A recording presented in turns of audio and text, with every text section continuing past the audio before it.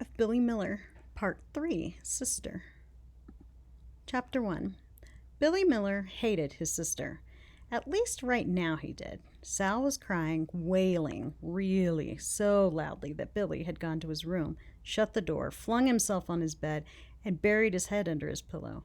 The crying continued, and Billy could not escape. The sound penetrated the pillow. Then it seemed to be coming from deep inside him like an extra throbbing, irritating pulse. Finally, the crying stopped. Billy didn't believe it at first. He pushed aside the pillow and cocked his head. Nothing. He rolled off his bed and tiptoed to the door. He opened it a crack. Not a sound. Tentatively, he headed downstairs to check out the situation. He stopped on the landing and looked out the window. It was dark. The street light at the corner was on, illuminating the falling snow, like dandelion fluff. The snow drifted slowly to the ground, and Billy continued quietly down to the living room. Sal was on the couch, nestled against Gabby, Sal and Billy's babysitter. Sal was silent, but her body was heaving and shuddering in an oddly rhythmic way. Gabby was stroking Sal's hair. When Gabby saw Billy, she gave him a thumbs-up sign. "Ruby's cupboard is back on schedule," said Gabby, "if you're still up for it." "Yes," said Billy.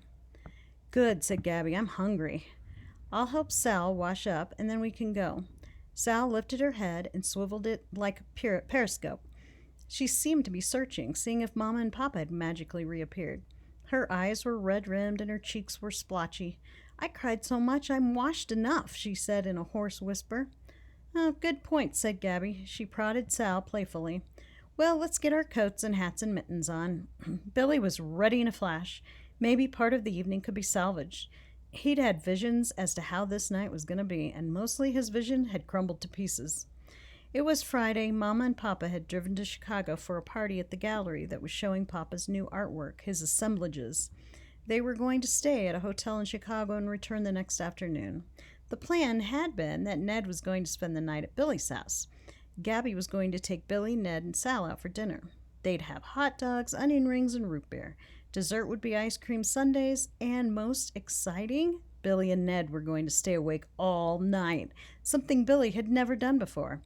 This part of the plan was a secret, but Ned had thrown up at school during the afternoon recess, and even though he'd sworn on the phone from home that he felt fine, Mama canceled the sleepover. "I don't want you or Sal getting sick," she'd said to Billy, checking his forehead for a temperature. "Gabby will still take you to Ruby's cupboard. You'll still have a good time." Billy had tried to adjust his attitude.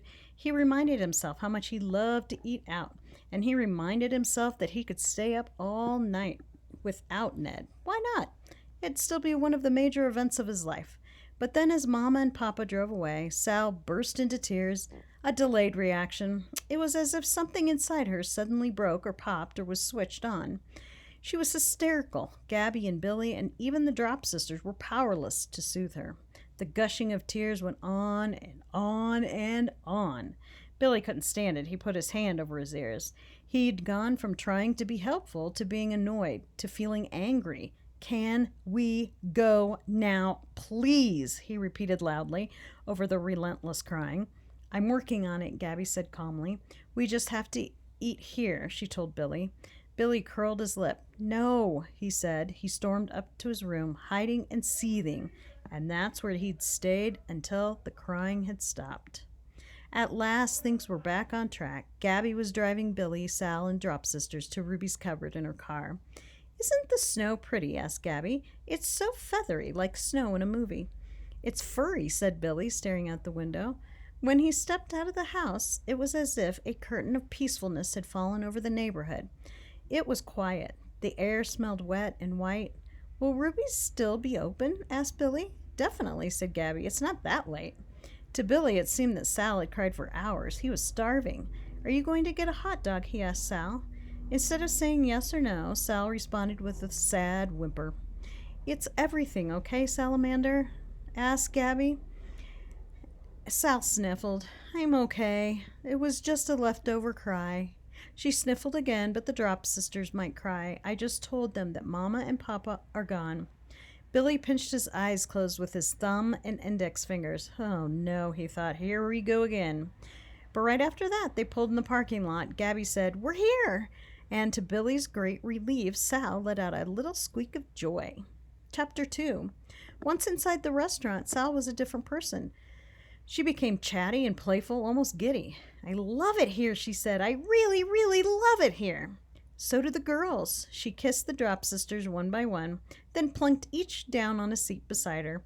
Gabby had requested a booth to accommodate the Drop Sisters, which also made enough space for everyone's mittens, hats, scarves, and puffy winter jackets. "There sure is a lot to look at," said Gabby. "It's like being inside a pinball machine." Billy was mesmerized. They were surrounded by blinking lights and paper lanterns and flickering traffic lights. A train ran continuously on a track around the room. The track was attached to a ledge that was mounted to the wall.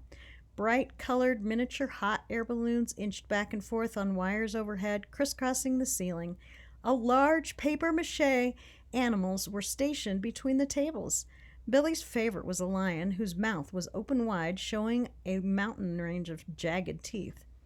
But the best thing about Ruby's cupboard was the food, especially the onion rings, which were as big as donuts. It was the kind of food Mama and Papa didn't really approve of, except on special occasions.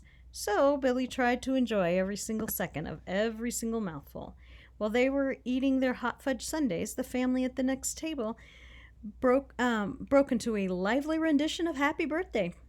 "We should celebrate something," said Sal. "No singing," said Billy. He did not want to be embarrassed. We could celebrate your dad's show or the beautiful snowfall," Gabby suggested. "We could celebrate me," said Sal. "I know," said Billy. "We can celebrate the Year of the Dragon. I'll show you." He searched for his jacket and dug into one of the pockets. He pulled out two things, an envelope and a pearl. "I almost forgot about these." "What is it?" asked Sal. Her eyes had zeroed in on the pearl.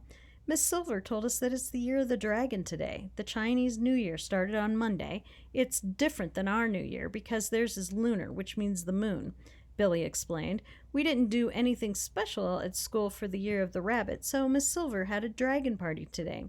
We ate tangerines because they're a symbol of good luck, and we watched Chinese dancers on the computer."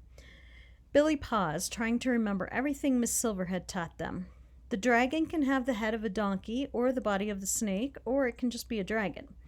What's that?" Sal asked, still focused on the pearl. "Oh," said Billy. "The dragon carries a pearl in its claws. The pearl means it has supernatural powers, so Miss Silver gave one to everyone."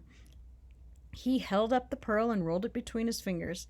"It's magic." He acted as if the pearl were coming to life in his hands. "What's the envelope?" asked Gabby. "It's an empty envelope, but it has a dragon stamp on it. It's official, a real stamp. Miss Silver's brother works at the post office. See?" Billy presented the envelope to Gabby, and Sal could see the dragon stamp. "Miss Silver said we should write a letter to someone." "To wish them a happy Lunar New Year?" asked Gabby. "Sure," said Billy. "Or Miss Silver said we could use it for a thank you note, or to tell someone you appreciate them. She said no one writes letters anymore, and it's a nice thing to do." "You should write Miss Silver a thank you note for the envelope," said Sal. Gabby smiled. Billy shot Sal a dismissive look. "Can I have the pearl?" asked Sal. "Nope," said Billy. Gabby clapped her hands. "Okay, everyone get a big spoonful of ice cream. On the count of 3, we'll eat them. Then make a dragon face and roar softly. And we'll have a good year." Gabby counted. They all ate. They all made dragon faces, and they all roared.